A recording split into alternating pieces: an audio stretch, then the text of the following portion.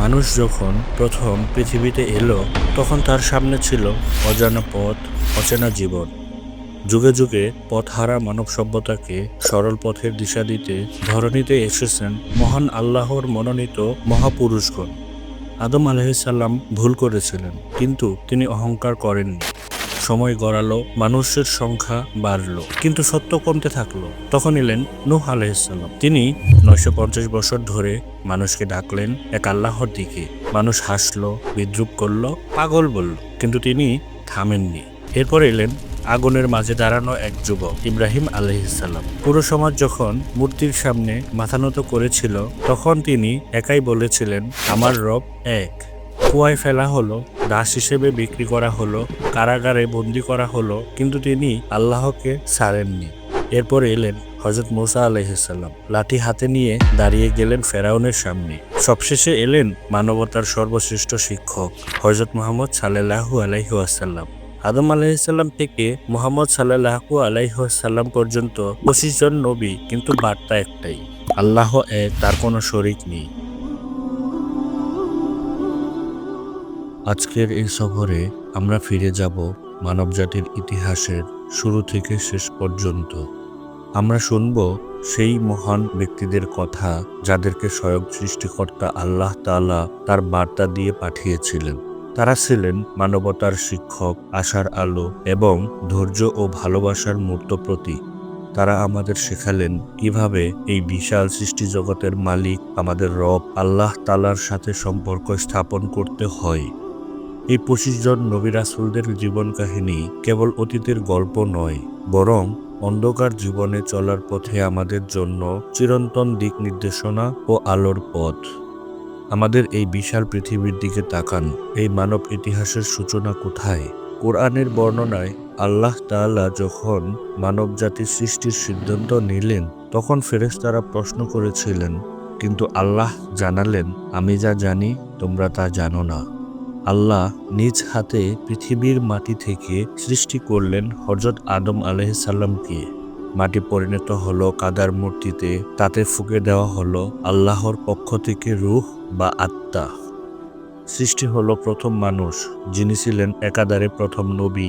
আল্লাহ তাকে শেখালেন সবকিছুর নাম, যা ফেরেশতারাও জানত না। এই জ্ঞানের শ্রেষ্ঠত্বের কারণে আল্লাহ ফেরেশতাদের নির্দেশ দিলেন আদমকে সিজদা করতে। সবাই সিজদা করল, কিন্তু একজন জিন, ইবলিস, অহংকার বশত প্রত্যাখ্যান করল। সে যুক্তি দিল, আমি আগুনের তৈরি আর সে মাটির। এই অহংকার তাকে আল্লাহর দরবার থেকে চিরতরে বিতাড়িত করল।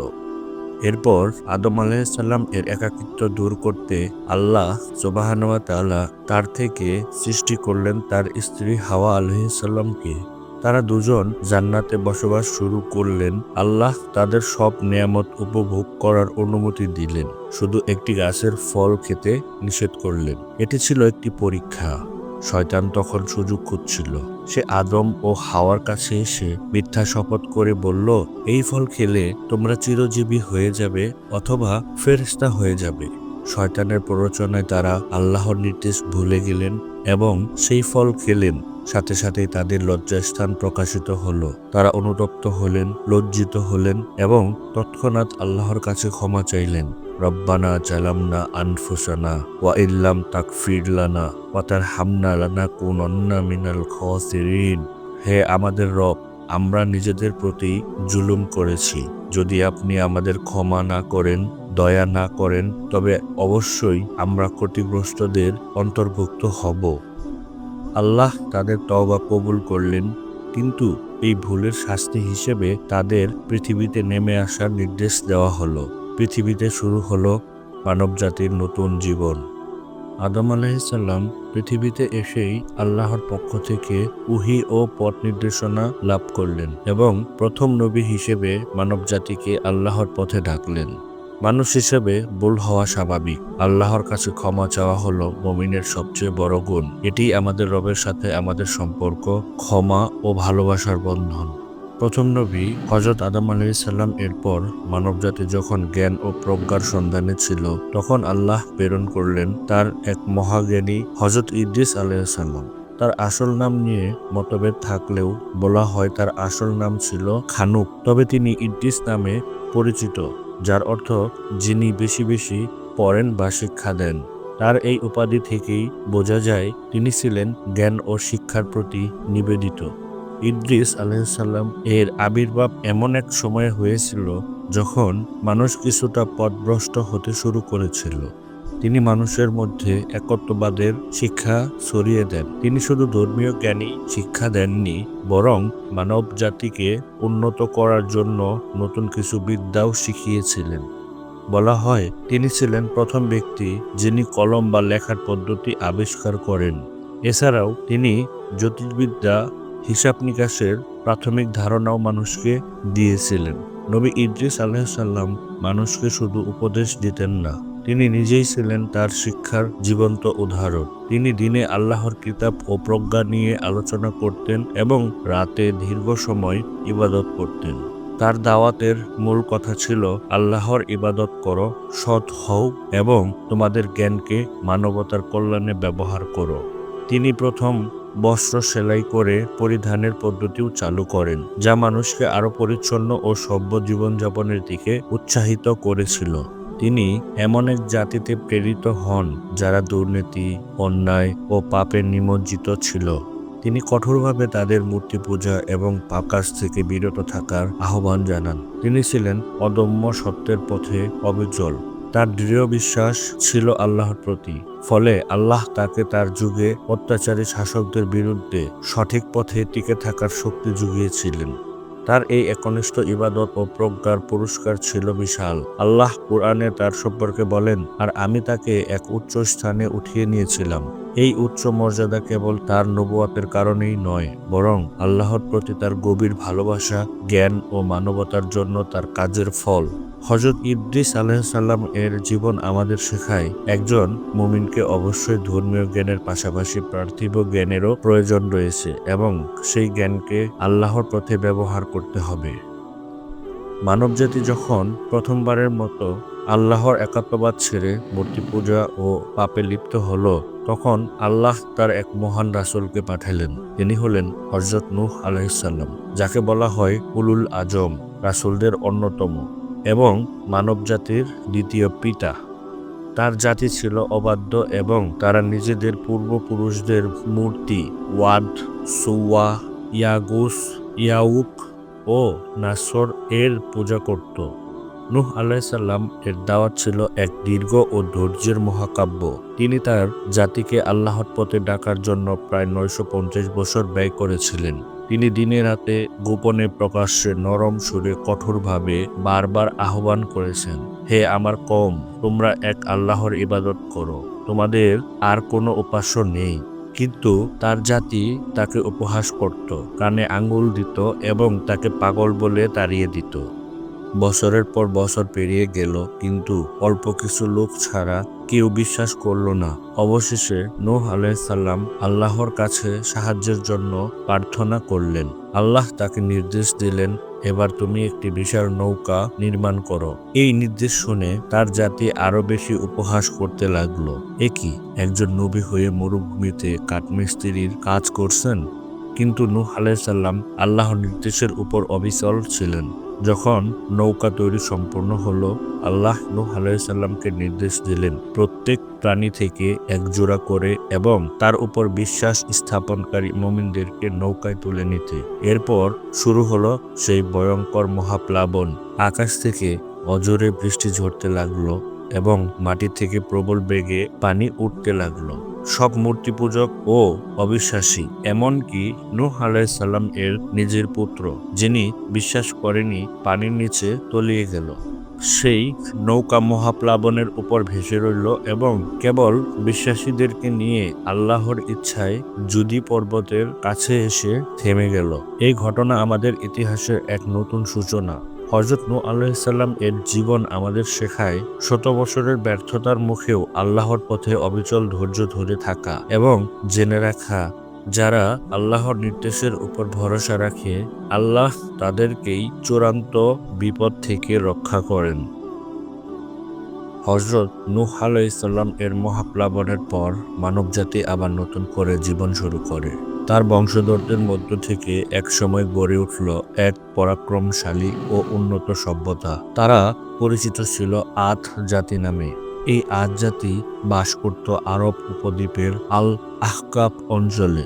তারা ছিল দৈহিক দিক থেকে বিশাল, শক্তিতে অতুলনীয় এবং তাদের স্থাপত্য কৌশল ছিল অসাধারণ। কোরআনে তাদের তৈরি ইরম শহরের কথা বলে, যার মতো শহর পৃথিবীতে আর কখনো তৈরি হয়নি। এই বিশাল ক্ষমতার অধিকারী হয়েও আদ জাতি নিজেদের সৃষ্টিকর্তাকে ভুলে গেল। তারা নানা ধরনের মূর্তি পূজা শুরু করলো এবং অহংকার তাদের মজ্জাগত হয়ে গেল। ঠিক তখনই আল্লাহ তাদের মধ্য থেকে একজন নবীকে পাঠালেন। তিনি হলেন হযরত হুদ আলাইহিস সালাম। হুদ আলাইহিস সালাম তাদের বিনয়ের সাথে আহ্বান জানালেন, হে আমার জাতি, তোমরা এক আল্লাহর ইবাদত করো, তিনি ছাড়া তোমাদের কোনো উপাস্য নেই। তাদের সীমালঙ্ঘন যখন চূড়ান্ত পর্যায়ে পৌঁছালো, তখন আল্লাহ তাদের উপর থেকে রহমত তুলে নিলেন। প্রথমে দীর্ঘকাল তাদের অঞ্চলে বৃষ্টিপাত বন্ধ হয়ে গেল। তারপর তারা আকাশে এক বিশাল মেঘের সঞ্চার দেখতে পেল। আদ জাতি ভেবেছিল এটি বৃষ্টির মেঘ, কিন্তু হুদ আলাইহিস সালাম সতর্ক করে বললেন, এটা মেঘ নয়, এটা সেই শাস্তি যার জন্য তোমরা তাড়াহুড়ো করছিলে। আল্লাহর নির্দেশে শুরু হলো এক ভয়ঙ্কর ঝড়। দীর্ঘ 7 রাত ও 8 দিন ধরে চলা সেই প্রবল ঝড় বাতাসের স্রোতে সেই বিশাল দেহী মানুষগুলো আর তাদের সুউচ্চ অট্টালিকাগুলো মাটির সাথে মিশে গেল। হুদ আলাইহিস সালাম এর জীবন আমাদের শেখায়, পার্থিব ক্ষমতা ও সম্পদ বা দেহের শক্তি ক্ষণস্থায়ী। আল্লাহর সামনে অহংকার করা উচিত নয়। একমাত্র বিনয় ও আল্লাহর আনুগত্যই আমাদের ধ্বংসের হাত থেকে বাঁচাতে পারে। হযরত হুদ আলাইহিস সালাম এর ধ্বংসপ্রাপ্ত আদ জাতির পর ইতিহাসে উঠে এলো আরো এক সমৃদ্ধশালী জাতি। তারা পরিচিত ছিল সামুদ নামে। এই জাতি বাস করত হেজাজ ও সিরিয়ার মধ্যবর্তী অঞ্চলে। তারা ছিল স্থাপত্য শৈলীতে অত্যন্ত দক্ষ। তারা পাহাড়ের শক্ত পাথর কেটে কেটে আরামদায়ক ও বিলাসবহুল ঘর তৈরি করত। তারা শক্তি ও সম্পদের প্রাচুর্য পেয়ে আল্লাহর প্রতি অকৃতজ্ঞ হয়ে পড়ল এবং মূর্তি পূজা শুরু করল। আল্লাহ তখন তাদের মধ্য থেকে একজন নবীকে পাঠালেন। তিনি হলেন হযরত সালেহ আলাইহিস সালাম। সালেহ আলাইহিস সালাম তাদের আহ্বান জানালেন, হে আমার কওম, আল্লাহকে ভয় করো, আর আমি তোমাদের জন্য আল্লাহর বিশ্বস্ত রাসূল। তোমরা কেন মূর্তি পূজা করছো, যখন তোমাদের এই পর্বত কেটে প্রাসাদ তৈরির জ্ঞান আল্লাহ দিয়েছেন? কিন্তু সামুদ জাতি ছিল একগুঁয়ে ও অহংকারী। তারা সালেহ আলাইহিস সালামকে নিয়ে উপহাস করত এবং তাকে মিথ্যাবাদী বলতো। সামুদ জাতি তাদের নবীর কাছে এক অলৌকিক নিদর্শন চাইল। তারা দাবি করল, যদি তিনি পার্শ্ববর্তী পাহাড়ের একটি নির্দিষ্ট পাথর থেকে জীবন্ত একটি উটনী বের করে আনতে পারেন, তবেই তারা বিশ্বাস করবে। আল্লাহর আদেশে সেই পাথর ফেটে প্রসব হলো এক বিশালদেহী উটনী। এটি ছিল সামুদ জাতির জন্য আল্লাহর এক জ্বলন্ত প্রমাণ। সালেহ আলাইহিস সালাম শর্ত দিলেন, এই উটনীটি পালাক্রমে একদিন তোমাদের কূপের সব পানি পান করবে, আর তোমরা সেই দিন কেউ পানি পান করতে পারবে না। এই শর্তটি ছিল সামুদ জাতির জন্য এক কঠিন পরীক্ষা। কিছুদিন তারা মেনে চললেও একসময় তারা বিরক্ত হলো এবং আল্লাহর এই নিদর্শনকে মেনে নিতে পারল না। সামুদ জাতির সবচেয়ে দুষ্ট প্রকৃতির লোকেরা একজোট হলো এবং আল্লাহর স্পষ্ট নিষেধাজ্ঞা সত্ত্বেও সেই অলৌকিক উটনীটিকে নৃশংসভাবে হত্যা করল। তারা চরমভাবে আল্লাহর আদেশ লঙ্ঘন করল। হযরত সালেহ আলাইহিস সালাম তাদেরকে সতর্ক করলেন তারা যেন 3 দিনের মধ্যে তওবা করে, কিন্তু তারা উল্টো তাকে দ্রুত শাস্তি নিয়ে আসতে চ্যালেঞ্জ করল। তৃতীয় দিন সকালে আল্লাহ তাদের উপর এক ভয়াবহ শব্দ ও বজ্রধ্বনি পাঠালেন। সেই তীব্র শব্দে তাদের হৃৎপিণ্ড ফেটে গেল এবং তারা নিজেদের গৃহেই মরে নিশ্চিহ্ন হয়ে গেল।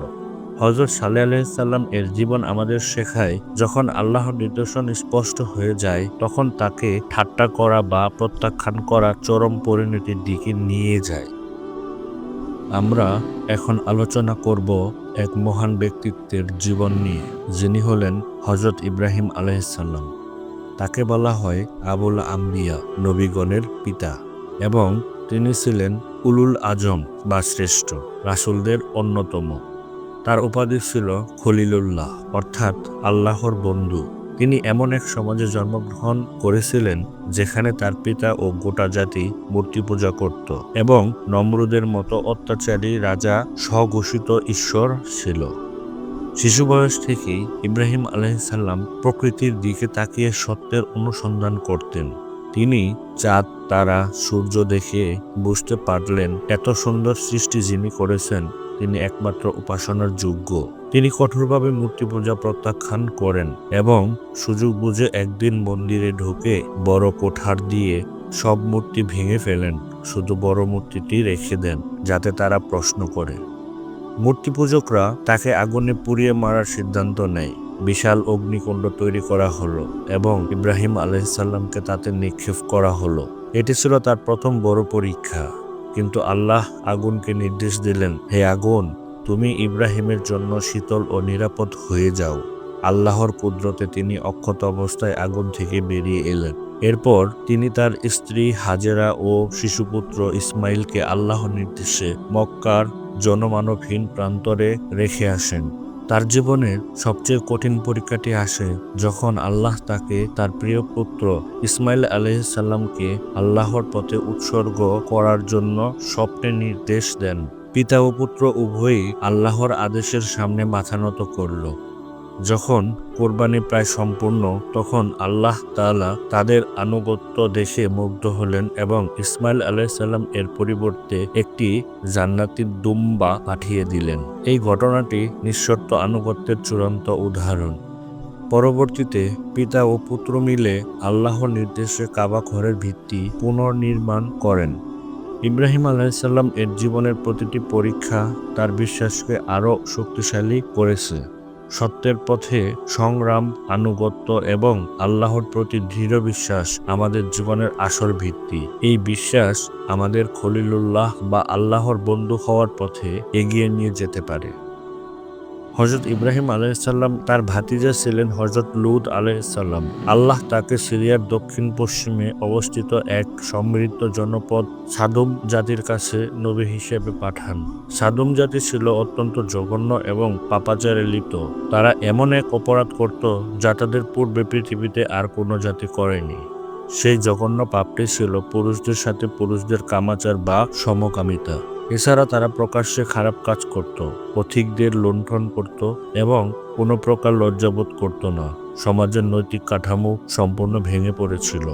লূত আলাইহিসসালাম তাদের আন্তরিকভাবে আহ্বান জানান, তোমরা কেন এমন অশ্লীল কাজ করছো যা তোমরা ছাড়া আর কেউ করেনি? লূত আলাইহিসসালাম তাদের সতর্ক করলেন এবং তোমরা আল্লাহর এই সীমা লঙ্ঘন থেকে ফিরে এসো। নারীদের ছেড়ে তোমরা পুরুষদের কাছে আসছো। তোমরা সীমা লঙ্ঘনকারী জাতি। কিন্তু জাতি তার কথা শুনল না। উল্টো তারা তাকে উপহাস করে বলল, যদি তুমি সত্যবাদী হও তবে আল্লাহর সেই শাস্তি নিয়ে এসো যার ভয় দেখাচ্ছ।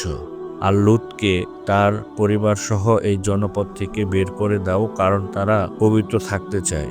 যখন লূত আলাইহিসসালাম দেখলেন এই জাতি আর কোনোভাবেই শুধরানোর নয়, তখন তিনি আল্লাহর কাছে প্রার্থনা করলেন। আল্লাহ তার প্রার্থনা কবুল করলেন। সন্ধ্যায় কয়েকজন সুদর্শন ফেরেশতা মানুষের রূপ ধরে লূত আলাইহিসসালাম এর বাড়িতে এলেন। সাদুম জাতির লোকেরা খবর পেয়ে তাদের সাথে কুকর্ম করার জন্য লূত আলাইহিসসালাম এর ঘর ঘিরে ফেলল। লূত আলাইহিসসালাম অনেক অনুনয় বিনয় করেও তাদের নিবৃত্ত করতে পারলেন না। ফেরেশতারা তখন লূত আলাইহিসসালামকে জানালেন রাতের অন্ধকারে বিশ্বাসী পরিবার নিয়ে তিনি যেন এই এলাকা ত্যাগ করেন এবং পেছনে ফিরে না তাকান। লূত আলাইহিসসালামের স্ত্রী অবিশ্বাসী হওয়ায় সে পেছনে তাকিয়ে ধ্বংস হয়ে যায়। আল্লাহর আদেশে সেই জনপদ উল্টিয়ে দেওয়া হলো এবং তাদের উপর পাথরের বৃষ্টি বর্ষণ করা হলো। নৈতিক শুদ্ধতা ও পবিত্রতা আল্লাহর কাছে কতটা গুরুত্বপূর্ণ, সীমা লঙ্ঘনকারী জাতি কখনোই আল্লাহর শাস্তি থেকে রেহাই পায় না। হযরত ইসমাইল আলাইহিসসালাম তিনি ছিলেন আল্লাহর বন্ধু হযরত ইব্রাহিম আলাইহিসসালাম এর জ্যেষ্ঠ পুত্র এবং আমাদের প্রিয় নবী হযরত মুহাম্মদ সাল্লাল্লাহু আলাইহি সাল্লাম এর পূর্বপুরুষ। তার জন্ম ছিল আল্লাহর এক বিশেষ নিয়ামত। ইব্রাহিম আলাইহিসসালাম যখন সন্তানহীনতার কষ্টে ছিলেন তখন আল্লাহ তাকে স্ত্রী হাজেরার মাধ্যমে এই নেক সন্তানের সুসংবাদ দেন। আল্লাহর নির্দেশে শিশুপুত্র ইসমাইল আলাইহিসসালাম ও তার মা হাজেরাকে ইব্রাহিম আলাইহিসসালাম মক্কার এক জনমানবহীন ঊষর মরুভূমিতে রেখে আসেন। এই ছিল তার জীবনের প্রথম বড় পরীক্ষা। মা হাজেরা যখন সন্তানের জন্য পানির খোঁজে ব্যাকুল হয়ে সাফা ও মারোয়া পাহাড়ের মধ্যে ছোটাছুটি করছিল, তখন আল্লাহর নির্দেশে ইসমাইল আলাইহিসসালাম এর পায়ের আঘাতে সেই মরুভূমিতে সৃষ্টি হলো এক অলৌকিক ঝর্ণা, যার নাম জমজম। ইসমাইল আলাইহিসসালাম মক্কাতেই বড় হয়ে ওঠেন। তিনি ছিলেন অত্যন্ত ধৈর্যশীল, শান্ত এবং পিতার প্রতি অনুগত। তার জীবনে সবচেয়ে কঠিন পরীক্ষা আসে যখন ইব্রাহিম আলাইহিসসালাম স্বপ্নে দেখেন যে তিনি তার প্রিয় পুত্রকে কুরবানি করিতেছেন। ইব্রাহিম আলাইহিসসালাম পুত্রকে স্বপ্নের কথা জানালে ইসমাইল আলাইহিসসালাম মুহূর্ত দ্বিধা না করে উত্তর দেন, হে আমার আব্বা, আপনি যা আদিষ্ট হয়েছেন তাই করুন।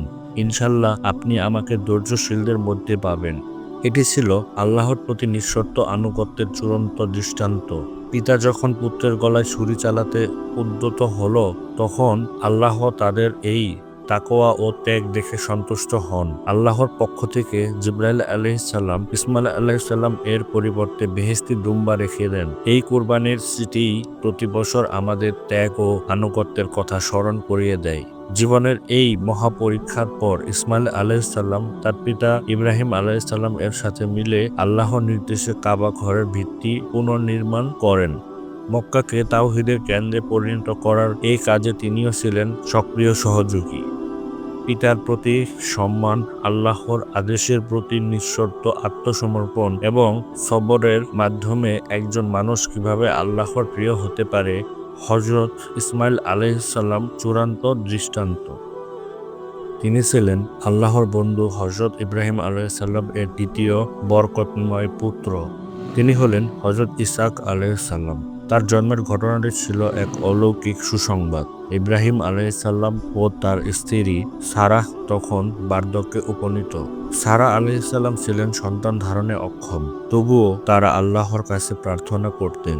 একদিন আল্লাহর পক্ষ থেকে ফেরেশতারা মানুষের রূপে ইব্রাহিম আলাইহিসসালাম এর কাছে এলেন, যেন লূত আলাইহিসসালাম এর জাতিকে শাস্তি দেওয়ার আগে তাকে সুসংবাদ দিতে।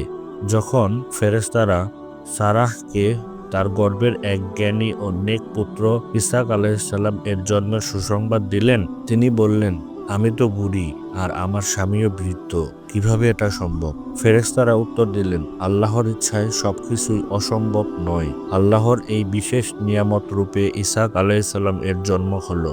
তার বংশধর থেকেই পরবর্তীকালে হাজারো নবী রাসূলের আগমন ঘটেছিল। তিনি ছিলেন মূলত বনী ইসরাইল, নবীগণদের মূল উৎস। তার পুত্র ইয়াকুব আলাইহিসসালাম ছিলেন ইসরাইলদের জনক।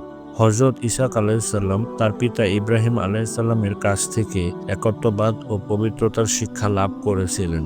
তিনি সিরিয়া এবং ফিলিস্তিন অঞ্চলে মানুষকে আল্লাহর পথে আহ্বান জানান এবং তার দাওয়াতকে দৃঢ়ভাবে এগিয়ে নিয়ে যান। তিনি তার পিতার নবুয়াত ও পবিত্রতার উত্তরাধিকার বহন করেছিলেন। তিনি ছিলেন হযরত ইসহাক আলাইহিসসালাম এর পুত্র, হযরত ইব্রাহিম আলাইহিসসালাম এর পৌত্র। তিনি হলেন হযরত ইয়াকুব আলাইহিসসালাম। তার আরেক নাম ছিল ইসরাইল, যার অর্থ হলো আল্লাহর বান্দা।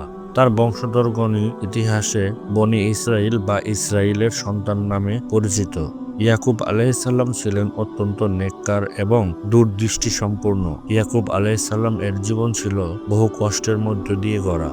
তিনি তার ভাইদের সাথে সমস্যায় জড়িয়ে পড়েন এবং পরে তার প্রিয় পুত্র ইউসুফ আলাইহিসসালামকে হারানোর কঠিন পরীক্ষায় পড়েন। 12 জন পুত্র ছিল, কিন্তু ইউসুফ আলাইহিসসালাম এর প্রতি তার বিশেষ ভালোবাসার কারণে অন্যান্য পুত্ররা ঈর্ষান্বিত হয়ে ষড়যন্ত্র করে। ইউসুফ আলাইহিসসালামকে হারিয়ে ফেলার পর তার জীবনে নেমে আসে এক গভীর শোকের ছায়া। প্রায় 40 বছর বেশি সময় ধরে তিনি এই বিচ্ছেদের কষ্ট সহ্য করেছেন, কিন্তু এই দীর্ঘ সময়েও তিনি কখনো আল্লাহর প্রতি তার বিশ্বাস ও ভরসা হারাননি। তার মুখে সবসময় একটি কথা ছিল, আমি তো আমার দুঃখ ও কষ্টের অভিযোগ কেবল আল্লাহর কাছেই করি। তার চোখ অতিরিক্ত কান্নার ফলে সাদা হয়ে গিয়েছিল, তবুও তিনি আল্লাহর কাছেই সবসময় সমাধান চাইতেন। তার এই কঠিন সময়ের ধৈর্য ও অবিচলতা ছিল মানবজাতির জন্য এক মহান শিক্ষা। তিনি তার সন্তানদেরকে সবসময় আল্লাহর নিকট একত্ববাদের পথে থাকার নির্দেশ দিয়েছেন। মৃত্যুর সময়ও তিনি তার সন্তানদেরকে জিজ্ঞাসা করেছিলেন, আমার পরে তোমরা কার ইবাদত করবে? উত্তরে সন্তানরা বলেছিল, আমরা আপনার উপাস্য এবং আপনার পিতৃপুরুষ ইব্রাহিম আলাইহিসসালাম, ইসমাইল আলাইহিসসালাম ও ইসহাকের উপাস্য সেই এক আল্লাহরই ইবাদত করব। দীর্ঘকাল পর আল্লাহ তার প্রার্থনা কবুল করলেন এবং ইউসুফ আলাইহিসসালাম এর সাথে পুনর্মিলন ঘটল। এটি ছিল ধৈর্যের চূড়ান্ত পুরস্কার। বিপদে ধৈর্য ধারণ করা, আল্লাহর উপর পূর্ণ ভরসা রাখা এবং জীবনের শেষ মুহূর্ত পর্যন্ত পরিবারকে তাওহীদের পথে অবিচল থাকার শিক্ষা দেওয়া। তিনি ছিলেন সৌন্দর্যের প্রতীক, স্বপ্নের ব্যাখ্যাদাতা এবং ধৈর্যের মূর্ত বিগ্রহ হযরত ইউসুফ আলাইহিসসালাম। তিনি তার পিতা হযরত ইয়াকুব আলাইহিসসালাম এর সবচেয়ে প্রিয় পুত্র ছিলেন। ছোটবেলায় তিনি একটি স্বপ্ন দেখেছিলেন, একাদশ তারকা, সূর্য ও চন্দ্র তাকে সিজদা করিতেছে। তার পিতা এই স্বপ্ন শুনেই বুঝেছিলেন ইউসুফ আলাইহিসসালাম ভবিষ্যতে এক মহান মর্যাদা লাভ করবেন। কিন্তু ইউসুফ আলাইহিসসালাম এর প্রতি তার পিতার এই বিশেষ ভালোবাসার অন্য ভাইদের মধ্যে ঈর্ষার জন্ম দেয়। ঈর্ষা এতটাই তীব্র ছিল যে একদিন তারা ষড়যন্ত্র করে ইউসুফ আলাইহিসসালামকে খেলার ছলে বাইরে নিয়ে গেল এবং তাকে এক অন্ধকূপে নিক্ষেপ করল। তারা ফিরে এসে মিথ্যা বলল, একটি নেকড়ে ইউসুফকে খেয়ে ফেলেছে। তার জীবন শুরু হলো এক ভয়াবহ বিশ্বাসঘাতকতা ও কষ্টের মধ্য দিয়ে। কূপ থেকে তাকে উদ্ধার করে এক কাফেলা মিশরে নিয়ে গেল। মিশরের এক রাজকীয় কোষাধ্যক্ষ আজিজ তাকে কিনে নিলেন। ইউসুফ আলাইহিসসালাম তার বাড়িতে বড় হয়ে উঠলেন, কিন্তু আজিজের সহধর্মিণী তাকে খারাপ কাজের জন্য প্ররোচিত করলে তিনি আল্লাহর ভয়ে দৃঢ়ভাবে তা প্রত্যাখ্যান করেন। এই সততার পুরস্কার হিসেবে তিনি পেলেন মিথ্যা অপবাদ এবং তাকে যেতে হলো কারাগারে। কারাগারের সেই কঠিন সময়েও তিনি মানুষকে তাওহীদের দিকে ডাকতেন। কারাগারেই তিনি বাদশাহের একটি জটিল স্বপ্নের ব্যাখ্যা করে দিলেন। যখন বাদশাহ জানতে পারলেন ইউসুফ আলাইহিসসালাম নিরপরাধ, তখন তাকে মুক্তি দেওয়া হলো। তার জ্ঞান ও সততা প্রমাণ পেয়ে বাদশাহ তাকে মিশরের খাদ্য ও সম্পদের কোষাধ্যক্ষ পদে বসালেন। সেই সময় তিনি ছিলেন মিশরের কার্যত সবচেয়ে ক্ষমতাধর ব্যক্তি। ইউসুফ আলাইহিসসালাম দুর্ভিক্ষের জন্য সফলভাবে প্রস্তুতি নিলেন এবং দেশের পুরো মানুষকে রক্ষা করলেন। অবশেষে খাবারের খোঁজে তার সেই ভাইয়েরা মিশরে এলো, যারা একদিন তাকে কূপে ফেলেছিল। ইউসুফ আলাইহিসসালাম তাদের চিনতে পারলেন, কিন্তু তারা ইউসুফকে চিনতে পারল না। প্রতিশোধ নেওয়ার সুযোগ থাকা সত্ত্বেও ইউসুফ আলাইহিসসালাম তাদের ক্ষমা করে দিলেন এবং পুরো পরিবারকে মিশরে নিয়ে এলেন। ঈর্ষা, বিশ্বাসঘাতকতা, ক্ষমতা ও ধৈর্যের এক অসাধারণ গল্প। চরম দুঃখের সময়েও যদি কেউ আল্লাহর প্রতি অবিচল থাকে, তবে শেষ পর্যন্ত সম্মান ও বিজয় তার হবেই। তিনি পরিচিত ছিলেন খাতিবুল আম্বিয়া বা নবীগণের বক্তা। তিনি হলেন হযরত শুআইব আলাইহিসসালাম। আল্লাহ তাকে মাদিয়ান জাতির কাছে পাঠিয়েছিলেন। মাদিয়ান ছিল একটি সমৃদ্ধশালী ব্যবসায়ী জাতি, যারা আরবের সিরিয়া ও হেজাজের মধ্যবর্তী অঞ্চলে বসবাস করত। তাদের আর্থিক সচ্ছলতা ছিল, কিন্তু তাদের নৈতিকতা ছিল খুবই দুর্বল। মাদিয়ান জাতি প্রধান পাপ ছিল দুটি। প্রথমত, তারা আল্লাহকে ভুলে মূর্তি পূজা করত, আর দ্বিতীয়টি, তারা ব্যবসা বাণিজ্যে ভয়ানক দুর্নীতি করত। তারা ছিল ওজনে এবং মাপে কম দেওয়ার ক্ষেত্রে খুবই কুখ্যাত। যখন তারা কোনো কিছু কিনত তখন সঠিক মাপে নিত, কিন্তু যখন তারা বিক্রি করত তখন মানুষকে ঠকাতো। তারা তাদের ক্ষমতার ব্যবহার করে পথচারীদের ভয় দেখাতো এবং দুর্নীতিতে সমাজকে ডুবিয়ে দিয়েছিল। হযরত শুআইব আলাইহিসসালাম তাদের আহ্বান জানালেন, হে আমার কওম, তোমরা একমাত্র আল্লাহর ইবাদত করো, যিনি ছাড়া তোমাদের কোনো উপাস্য নেই। আর তোমরা মাপ ও ওজনে কম দিও না। মানুষকে তাদের ন্যায্য অধিকার থেকে বঞ্চিত করো না। তাদের অর্থনৈতিক সততা বজায় রাখার এবং সমাজের শৃঙ্খলা রক্ষার নির্দেশ দেন। তিনি বলেন, আল্লাহ তোমাদের যে রিজিক দিয়েছেন তা হালাল পথে উপার্জন করো। কিন্তু মাদিয়ান জাতি তার কথা প্রত্যাখ্যান করল। তারা উল্টো তাকে সমাজ থেকে বের করে দেওয়ার হুমকি দিল। তারা তাকে নিয়ে ঠাট্টা বিদ্রূপ করতে শুরু করলো এবং আল্লাহর শাস্তি নিয়ে আসতে চ্যালেঞ্জ করলো। যখন তাদের উদ্ধততা চরম সীমায় পৌঁছালো, তখন আল্লাহ তাদের উপর থেকে রহম তুলে নিলেন। আল্লাহর আদেশে প্রথমে তাদের উপর নেমে এলো এক ভয়াবহ তাপপ্রবাহ। তারপর এলো এক বিকট শব্দ এবং প্রচণ্ড ভূমিকম্প। এই ত্রিমুখী আঘাতে সেই অত্যাচারী জাতি নিজেদের গৃহে নিশ্চিহ্ন হয়ে গেল। অর্থনৈতিক সততা ও সামাজিক ন্যায় বিচার ইবাদতের মতোই গুরুত্বপূর্ণ, আর যারা অসৎ পথে অর্থ উপার্জন করে তাদের জন্য রয়েছে আল্লাহর পক্ষ থেকে শাস্তি। সবরের প্রতীক বা ধৈর্যের প্রতিমূর্তি হিসেবে তিনি ইতিহাসে পরিচিত। তিনি ছিলেন অত্যন্ত সম্পদশালী, বহু সন্তান সন্ততির জনক, ছিলেন একজন অত্যন্ত নেককার এবং কৃতজ্ঞ নবী। তিনি হলেন হযরত আইয়ুব আলাইহিস সালাম। প্রচুর জমি, পশু সম্পদ এবং ধন দৌলত ছিল, কিন্তু তিনি এই সবকিছুর জন্য সবসময় আল্লাহর শুকরিয়া আদায় করতেন। আল্লাহ তাআলা তাকে বেছে নিলেন এক কঠিন পরীক্ষার জন্য। এই পরীক্ষা ছিল শুধু তাকে নয়, বরং মানব জাতিকে শেখানোর জন্য যে দুঃখ কষ্ট আল্লাহর পক্ষ থেকে আসে এবং এর মধ্যেও মুমিন বান্দা কিভাবে অবিচল থাকতে পারে। আল্লাহর নির্দেশে শয়তানকে তার ধন সম্পদ ও শরীরের উপর ক্ষমতা দেওয়া হলো। মুহূর্তের মধ্যেই আইয়ুব আলাইহিস সালাম এর সব সম্পদ, জমি জমা এবং সন্তান সন্ততি সব ধ্বংস হয়ে গেল। এরপর তিনি আক্রান্ত হলেন এক কঠিন রোগে, যা তার শরীরকে দুর্বল করে দিল। তিনি বিছানাগত হলেন এবং দীর্ঘকাল এই কষ্ট সহ্য করলেন। কিন্তু এই চরম বিপদের মধ্যেও তিনি একটিবারের জন্য আল্লাহর উপর অভিযোগ করেননি। এই ভয়াবহ পরীক্ষা তিনি বহন করলেন। বছরের পর বছর ধরে তিনি ধৈর্য ধারণ করলেন। তার স্ত্রী ছিলেন একমাত্র সঙ্গী, যিনি অক্লান্তভাবে তার সেবা করতেন। আইয়ুব আলাইহিস সালাম সব সময় বলতেন, আল্লাহ আমাকে সব দিয়েছেন আর এখন তিনি তা নিয়ে যাচ্ছেন। তিনি নীরবে আল্লাহর উপর ভরসা রেখেছিলেন। যখন তার ধৈর্য চূড়ান্ত পর্যায়ে পৌঁছালো, তখন তিনি বিনয়ের সাথে আল্লাহর কাছে প্রার্থনা করলেন, হে আমার রব, আমি কষ্টে পড়েছি, আর আপনি তো দয়ালুদের মধ্যে শ্রেষ্ঠ। আল্লাহ তার প্রার্থনা কবুল করলেন এবং আল্লাহর নির্দেশে তিনি মাটিতে পা দিয়ে আঘাত করলেন, আর সেখান থেকে এক ঝর্ণা বেরিয়ে এলো। সেই পানি পান ও গোসল করার পর তিনি তার রোগমুক্ত হলেন এবং আল্লাহ তাকে তার হারানো সম্পদ ও সন্তান দ্বিগুণ করে ফিরিয়ে দিলেন। বিপদে আল্লাহর প্রতি পূর্ণ আস্থা এবং সীমাহীন ধৈর্যের মাধ্যমে চরম পরীক্ষায় জয়ী হওয়া যায়। নবীগণের মধ্যে একজন হলেন হযরত যুলকিফল আলাইহিস সালাম। তার প্রকৃত নাম নিয়ে মতভেদ থাকলেও এর অর্থ প্রতিশ্রুতি বা রক্ষাকারী। তিনি ছিলেন একজন অত্যন্ত ধৈর্যশীল, সৎ ও আল্লাহর প্রতি অনুগত বান্দা। বর্ণনা মতে তিনি ছিলেন হযরত আইয়ুব আলাইহিস সালাম এর পুত্র বা তার বংশধর। বনি ইসরাইলের মধ্যে নবী হিসেবে প্রেরিত হয়েছিলেন। তার জীবনধারার প্রধান বৈশিষ্ট্য ছিল অবিচল ধৈর্য এবং তার দেওয়া অঙ্গীকার অক্ষরে অক্ষরে পালন করা। এই গুণের কারণে তিনি আল্লাহর কাছে উচ্চ মর্যাদা লাভ করেছিলেন। হাদিস ও তাফসিরের কিছু বর্ণনায় পাওয়া যায়, একসময় তার সমাজের একজন বয়স্ক ও দায়িত্বশীল নেতা পদত্যাগের ইচ্ছা পোষণ করেন। তিনি ঘোষণা করেন যে তার পদে এমন এক ব্যক্তিকে স্থলাভিষিক্ত করতে হবে যিনি তিনটি শর্ত পূরণ করতে পারেন। প্রথমত, দিনের বেলা রোজা রাখা, দ্বিতীয়ত রাতের বেলায় ইবাদত করে কাটানো এবং কোনো পরিস্থিতিতেই ক্রোধ বা রাগ না করা। যুবক যুলকিফল আলাইহিস সালাম এই তিনটি কঠিন শর্ত মেনে নেওয়ার অঙ্গীকার করেন। অঙ্গীকার রক্ষার এই পরীক্ষায় শয়তান তাকে বারবার প্ররোচিত করার চেষ্টা করেছিলেন। শয়তান ভিন্ন ভিন্ন রূপে তার কাজে বাধা দেওয়ার চেষ্টা করত।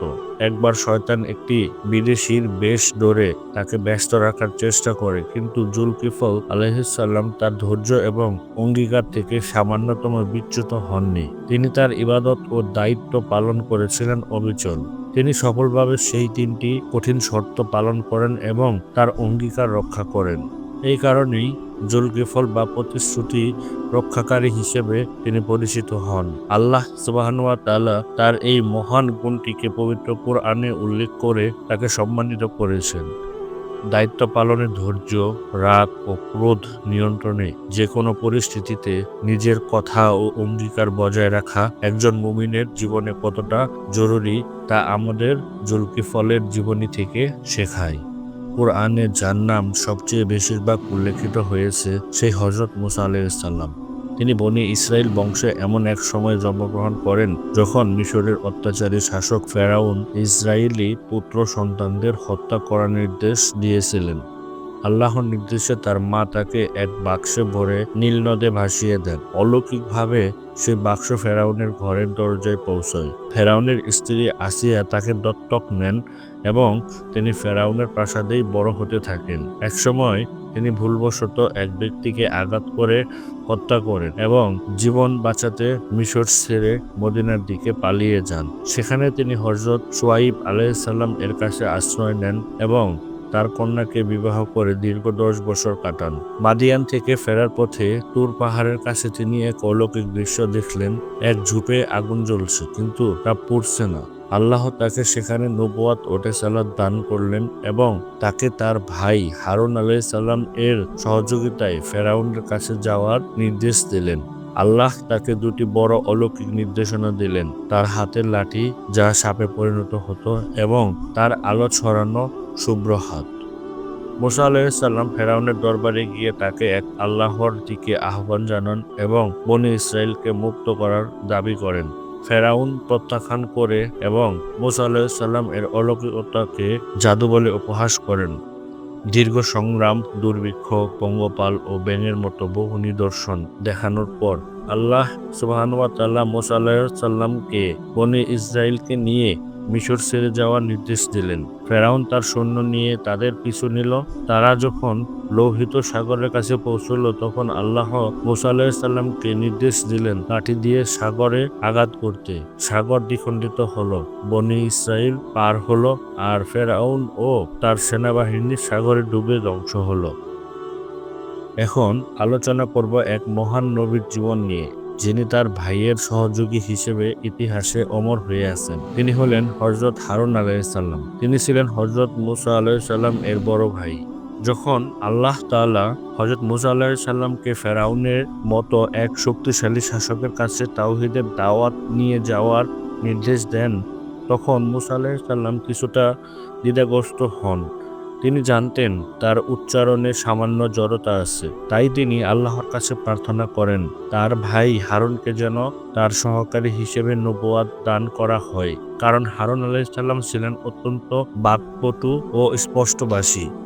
আল্লাহ মুসা আলাইহিস সালামের সেই প্রার্থনা কবুল করেন, হারুন আলাইহিস সালামকে নবুয়ত দান করেন। তিনি মুসা আলাইহিস সালাম এর সাথে একযোগে ফেরাউনের বিরুদ্ধে সংগ্রাম শুরু করলেন। হারুন আলাইহিস সালাম তার বাক্পটুতা ও প্রজ্ঞার মাধ্যমে মুসা আলাইহিস সালাম এর বক্তব্যের অস্পষ্টতা দূর করতেন এবং জনগণকে আরো সুন্দরভাবে আল্লাহর বার্তা বোঝাতে সাহায্য করতেন। বনী ইসরাইল যখন লোহিত সাগর পার হয়ে গেল, তখন মুসা আলাইহিস সালাম আল্লাহর পক্ষ থেকে তাওরাত কিতাব আনার জন্য তুর পাহাড়ে গেলেন। এই সময় জাতি আবার পথ হারালো। সামেরি নামে এক লোক স্বর্ণ দিয়ে একটি বাছুরের মূর্তি তৈরি করলো এবং বনী ইসরাইলকে তার পূজা করতে প্ররোচিত করলো। হযরত হারুন আলাইহিস সালাম সেই সময়ে তাদের নেতৃত্ব দিচ্ছিলেন। হারুন আলাইহিস সালাম সাধ্যমতো তাদের থামানোর চেষ্টা করেন এবং আল্লাহর ভয়ে সতর্ক করেন। মুসা আলাইহিস সালাম ফিরে এসে হারুন আলাইহিস সালামকে ভর্ৎসনা করলেন। হারুন আলাইহিস সালাম সব বিনয়ের সাথে মেনে নেন এবং প্রমাণ করেন যে তিনি তার দায়িত্ব পালনে কোনো ত্রুটি করেননি। একাধারে নবী, সাহসী যোদ্ধা এবং একজন ন্যায়পরায়ণ শাসক। তিনি হলেন হযরত দাউদ আলাইহিস সালাম। বনী ইসরাইলের ইতিহাসে তার আগমন ছিল এক যুগান্তকারী ঘটনা। সে সময় অত্যাচারী জালুত এবং তার সেনাবাহিনী বনী ইসরাইলকে ভীত সন্তুষ্ট করে রেখেছিলেন। ইসরায়েলের সেনাবাহিনী যখন জালুতের বিশাল বাহিনীর মুখোমুখি হতে ভয় পাচ্ছিল, তখন সেই বাহিনীর একজন তরুণ যোদ্ধা এগিয়ে এলেন। তিনি ছিলেন দাউদ আলাইহিস সালাম। তার হাতে কোনো ভারী অস্ত্র ছিল না, ছিল কেবল একটি পাথর ছোঁড়ার যন্ত্র। তিনি আল্লাহর উপর পূর্ণ ভরসা রেখে একটি পাথর ছুঁড়ে মারলেন, যা সরাসরি জালুতের কপালে আঘাত করল। জালুত সেই আকস্মিক পতন দেখে তার বিশাল সেনাবাহিনী ছত্রভঙ্গ হয়ে গেল। এই বিজয়ের মাধ্যমে দাউদ আলাইহিস সালাম বনী ইসরাইলের মধ্যে বিপুল খ্যাতি ও সম্মান অর্জন করেন। সময়ের সাথে সাথে রাজ্যের রাজত্ব দান করলেন এবং তাকে নবুয়তেরও মর্যাদা দিলেন। আল্লাহ সুবহানাহু ওয়া তাআলা তার উপর জাবুর নামক ঐশী কিতাব নাজিল করেন। হযরত দাউদ আলাইহিস সালাম এর কণ্ঠস্বর ছিল অত্যন্ত সুমিষ্ট। আল্লাহ তাকে আরো কিছু অলৌকিক ক্ষমতা দিয়েছিলেন। তিনি তার হাতে লোহাকে মোমের মতো নরম করতে পারেন এবং সেই নরম লোহা দিয়ে মজবুত বর্ম তৈরি করতে পারেন। তার বিচার ফয়সালার পদ্ধতি ছিল অত্যন্ত ন্যায়। আল্লাহ তাকে সেই ক্ষমতা ও জ্ঞান দিয়েছিলেন যাতে তিনি সব বিষয়ে দ্রুত সিদ্ধান্ত নেন এবং নিতে পারেন। আল্লাহর পথে থাকলে একজন সাধারণ মানুষও পৃথিবীতে মহৎ সম্মান ও সাফল্য লাভ করতে পারে। পৃথিবীর ইতিহাসে সবচেয়ে বড় ক্ষমতাধর শাসক এবং আল্লাহর বিশেষ অনুগ্রহপ্রাপ্ত নবী হযরত সুলাইমান আলাইহিসসালাম। তিনি ছিলেন তার পিতা হযরত দাউদ আলাইহিসসালাম এর সুযোগ্য উত্তরাধিকারী। সুলাইমান আলাইহিসসালাম আল্লাহর কাছে এমন এক অতুলনীয় রাজত্বের প্রার্থনা করেছিলেন যা তার পরে আর কেউ যেন দেওয়া না হয়। আল্লাহ তার সেই প্রার্থনা কবুল করেছিলেন। আল্লাহ তাকে এমন অলৌকিক ক্ষমতা দিয়েছিলেন যা তাকে মানবজাতির ঊর্ধ্বে স্থান দিয়েছিল। তিনি শুধুমাত্র মানুষ নন, জিন জাতি, পশু পাখি ও বাতাসের উপর রাজত্ব করতেন। তিনি পাখিদের ভাষা বুঝতে পারতেন। তার সিংহাসন বাতাসের পিঠে চড়ে দ্রুত গতিতে এক স্থান থেকে অন্য স্থানে যেত। তার রাজত্বকালে একবার তিনি তার সৈন্যদের সমাবেশ দেখতে গিয়ে দেখলেন যে একটি পাখি হুদহুদ সেখানে নেই। পরে হুদহুদ ফিরে এসে তাকে রাজ্যের রানী বিলকিসের খবর দিল। রানী বিলকিস এক বিশাল সিংহাসনের অধিকারী ছিলেন, কিন্তু তিনি সূর্যের পূজা করতেন। সুলাইমান আলাইহিসসালাম যখন রানীর কাছে আল্লাহর একত্ববাদের দাওয়াত ও চিঠি পাঠালেন। রানী বিলকিস যখন সুলাইমান আলাইহিসসালাম এর দরবারে এলেন, তখন আল্লাহ সুবহানাহু ওয়া তাআলা তার ক্ষমতার এক নিদর্শন দেখালেন। রানী পৌঁছানোর আগেই সুলাইমান আলাইহিসসালাম এর নির্দেশে এক জিন তার সিংহাসন কয়েক মুহূর্তের মধ্যে সুলাইমান আলাইহিসসালাম এর কাছে এনে দিল। এই অলৌকিকতা দেখে এবং তার প্রজ্ঞা ও ন্যায় বিচার দেখে রানী বিলকিস বুঝতে পারলেন তিনি আল্লাহর নবী। রানী তখন তার সাথেই ইসলাম গ্রহণ করেন। সুলাইমান আলাইহিসসালাম জিনদের দিয়ে আল্লাহর ইবাদতের জন্য বাইতুল মুকাদ্দাস নির্মাণ করেছিলেন। তার জীবনকালে তিনি ছিলেন ন্যায়, প্রজ্ঞা ও ক্ষমতার প্রতীক। তিনি ছিলেন বনি ইসরাইলের একজন শক্তিশালী নবী হযরত ইলিয়াস আলাইহিসসালাম। তার আগমন ঘটেছিল এমন এক সময়ে যখন বনি ইসরাইল আল্লাহকে ভুলে গিয়ে আবার মূর্তি পূজায় লিপ্ত হয়েছিল। ইলিয়াস আলাইহিসসালাম তাদের একত্ববাদের দিকে আহ্বান জানালেন এবং তাদের পাপ কাজ থেকে বিরত থাকার জন্য সতর্ক করলেন। আল্লাহই তোমাদের রব এবং তোমাদের পূর্বপুরুষদের রব। তিনি প্রশ্ন করলেন, তোমরা কি আল্লাহকে ভয় পাও না? কিন্তু তার জাতি তার কথা শুনল না। উল্টো তারা তাকে অস্বীকার করল এবং মূর্তি পূজায় আরো বেশি করে ডুবে গেল। তারা মূর্তির সামনে গিয়ে তার নবীদের দাওয়াতকে মিথ্যা বলে উড়িয়ে দিল। তাদের এই বিদ্রোহের কারণে আল্লাহ তাদের উপর থেকে রহমত উঠিয়ে নিলেন এবং তাদের রাজ্যে নেমে এলো এক দীর্ঘ ও ভয়াবহ খরা। বৃষ্টি বন্ধ হয়ে যাওয়ায় তাদের ফসল ও পশু সম্পদ নষ্ট হতে শুরু করলো। এই কঠিন সময়েও ইলিয়াস আলাইহিসসালাম আল্লাহর প্রতি অবিচল ছিলেন। দুর্ভিক্ষের মধ্যেও তিনি আল্লাহর নির্দেশিত পথে মানুষকে সাহায্য করে থাকেন। তার দাওয়াতের প্রভাবে কিছু মানুষ ঈমান আনে, কিন্তু অধিকাংশ মানুষ তাদের অহংকার ও শিরক এর উপরেই অটল থাকে। তারা ইলিয়াস আলাইহিসসালামকে হুমকি দিতে থাকে এবং সাথে হত্যা করার ষড়যন্ত্রও করে। জীবন সংকটাপন্ন হলেও ইলিয়াস আলাইহিসসালাম তার দাওয়াত ও সংগ্রাম ত্যাগ করেননি। তিনি আল্লাহর পথে অবিচল ছিলেন। ধর্মীয় ও সামাজিক অন্ধকারেও একনিষ্ঠভাবে সত্যের উপর দাঁড়িয়ে থাকা এবং শত বাধা সত্ত্বেও আল্লাহর একত্ববাদের বার্তা প্রচার করে যাওয়া। তিনি ছিলেন বনি ইসরাইলের একজন সম্মানিত নবী। তিনি পূর্ববর্তী মহান নবীর দাওয়াতকে এগিয়ে নিয়ে গিয়েছিলেন। তিনি হলেন হযরত আল ইয়াসা আলাইহিসসালাম। কুরআনে আল্লাহ তাকে কল্যাণকারী বা সৎকর্মশীলদের অন্তর্ভুক্ত বলে উল্লেখ করেছেন। আল ইয়াসা আলাইহিসসালাম ছিলেন হযরত ইলিয়াস আলাইহিসসালাম এর ঘনিষ্ঠ শিষ্য এবং তার নবুয়তের উত্তরসূরি। ইলিয়াস আলাইহিসসালাম এর তত্ত্বাবধানে তিনি আধ্যাত্মিক জ্ঞান ও প্রজ্ঞা লাভ করেন এবং তার পথপ্রদর্শক হিসেবে নিজেকে প্রস্তুত করেন। এটি ইসলামের জ্ঞান ও দায়িত্বের ধারাবাহিকতার এক সুন্দর উদাহরণ। তার প্রধান দায়িত্ব ছিল ইলিয়াস আলাইহিসসালাম এর পর পথভ্রষ্ট বনি ইসরাইল জাতিকে আবার এক আল্লাহর দিকে আহ্বান করা। বনি ইসরাইল তখন মূর্তি এবং অন্যান্য পাপে লিপ্ত ছিল। আল ইয়াসা আলাইহিসসালাম অত্যন্ত ধৈর্য ও প্রজ্ঞার সাথে তাদের কাছে আল্লাহর বার্তা পৌঁছে দেন। তিনি জোর দিয়েছিলেন তাওহীদ এবং ন্যায় ও সততার উপর। তিনি আল্লাহর পূর্বসূরীদের মতোই কঠিন সময়ে আল্লাহর নির্দেশ পালনে ছিলেন দৃঢ় প্রতিজ্ঞ। তিনি পরিচিত সাহিবুল হুদ বা মাছের পেটের সঙ্গী নামে। তিনি হলেন হযরত ইউনুস আলাইহিসসালাম। আল্লাহ তাকে ইরাকের নিনোভা শহরের বিশাল জনগোষ্ঠীর কাছে নবী হিসেবে পাঠিয়েছিলেন। ইউনুস আলাইহিসসালাম সেই জাতিকে আল্লাহর একত্ববাদের দিকে আহ্বান জানান এবং তাদের শিরক ও অন্যায় কাজ থেকে বিরত থাকতে সতর্ক করেন। দীর্ঘকাল দাওয়াত দেওয়ার পরও যখন তার জাতি তার কথা শুনল না এবং তাদের উপর আল্লাহর আযাবের লক্ষণ দেখা দিতে শুরু করল, তখন ইউনুস আলাইহিসসালাম মনে করলেন তার কাজ শেষ। তিনি আল্লাহর অনুমতি ছাড়া সে জনপদ ছেড়ে চলে যাওয়ার সিদ্ধান্ত নিলেন। এটি ছিল তার পক্ষ থেকে একটি মানবিক ভুল, যা তাকে এক কঠিন পরীক্ষার দিকে নিয়ে যায়। তিনি একটি জনপূর্ণ নৌকায় চড়লেন। পথিমধ্যে নৌকাটি ঝড়ের কবলে পড়ে ডুবে যাওয়ার উপক্রম হলো। তৎকালীন নিয়ম অনুযায়ী ভার কমানোর জন্য লটারির মাধ্যমে একজনকে পানিতে ফেলে দেওয়ার সিদ্ধান্ত নেওয়া হলো। লটারিতে পরপর 3 বার ইউনুস আলাইহিসসালাম এর নাম উঠল।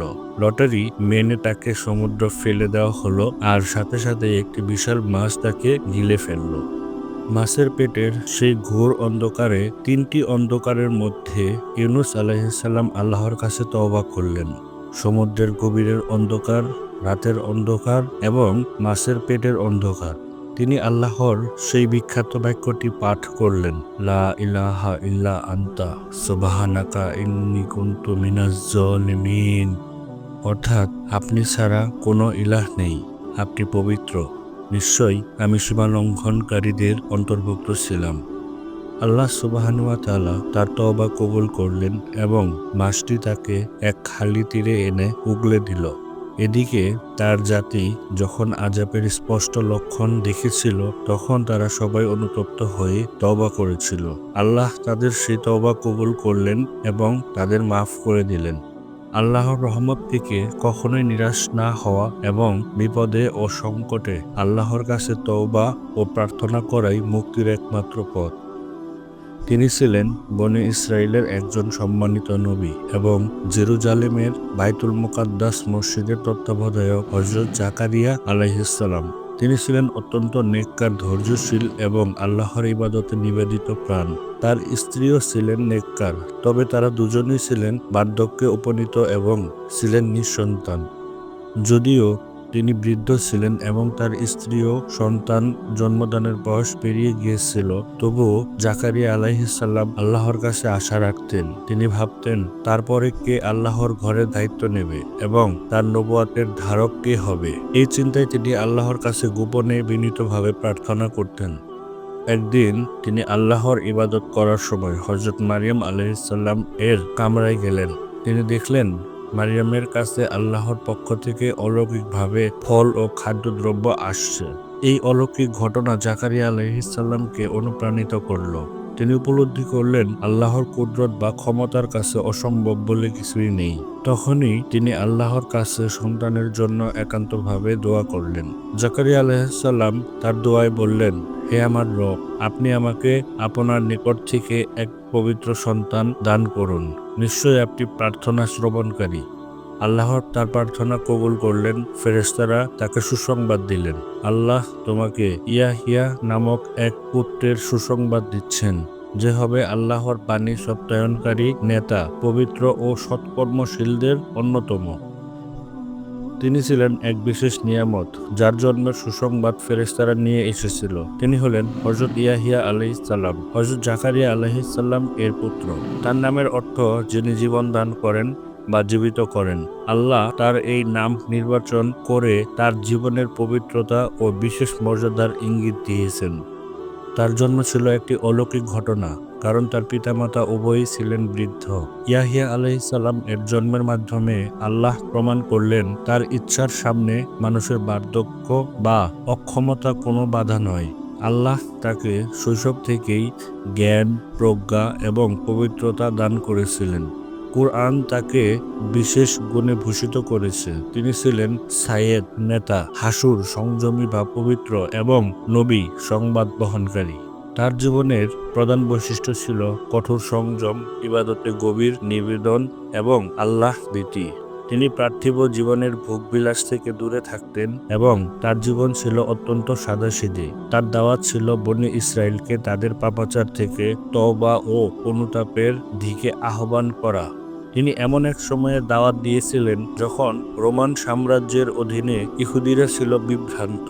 ইয়াহিয়া আলাইহিস সালাম এর সবচেয়ে বড় গুরুত্বপূর্ণ ভূমিকা ছিল তার খালাতো ভাই হযরত ঈসা আলাইহিস সালাম এর আগমনের জন্য মানুষকে প্রস্তুত করা। তিনি ছিলেন সেই অগ্রদূত যিনি মানুষকে বলতেন, ঈসা আসছেন, সত্যের আলো আসছে, তোমরা তোমাদের হৃদয়কে পবিত্র করো। তিনি সত্যের উপর এত বেশি অটল ছিলেন যে সমাজে প্রভাবশালী ও অত্যাচারী শাসকদের অন্যায়ের বিরুদ্ধে তিনি মুখ খুলতে দ্বিধা করতেন না। এই সত্য বলার কারণে তাকে শহীদ করা হয়েছিল। সংযমী জীবনযাপন, সত্যের পথে নির্ভীকতা এবং আমাদের বিশ্বাসে দৃঢ় থাকার জন্য যে কোনো ত্যাগ স্বীকার করতে প্রস্তুত থাকা। তিনি হলেন আল্লাহর কুদরতের এক বিশাল নিদর্শন। পিতা ছাড়াই অলৌকিকভাবে জন্ম নেওয়া এই নবী হলেন হযরত ঈসা আলাইহিস সালাম, যিনি খ্রিস্টানদের কাছে যিশু নামে পরিচিত। তিনি উলুল আজম, রাসূলদের অন্যতম। তার মায়ের নাম ছিল হযরত মারিয়াম আলাইহিস সালাম, যিনি ছিলেন অত্যন্ত পবিত্র ও নেককার মহিলা। মারিয়াম আলাইহিস সালাম যখন তাকে জন্ম দেন তখন সমাজ তাকে অপবাদ দিতে শুরু করে। ঠিক তখনই অলৌকিক ঘটনা ঘটল। ঈসা আলাইহিস সালাম দোলনাতে কথা বলে উঠলেন। তিনি ঘোষণা করলেন, আমি আল্লাহর বান্দা, তিনি আমাকে কিতাব দিয়েছেন এবং নবী করেছেন। তার এই জন্ম এবং শৈশবের অলৌকিক ঘটনাই প্রমাণ করে তিনি কেবল আল্লাহর এক বান্দা ও রাসূল ছিলেন।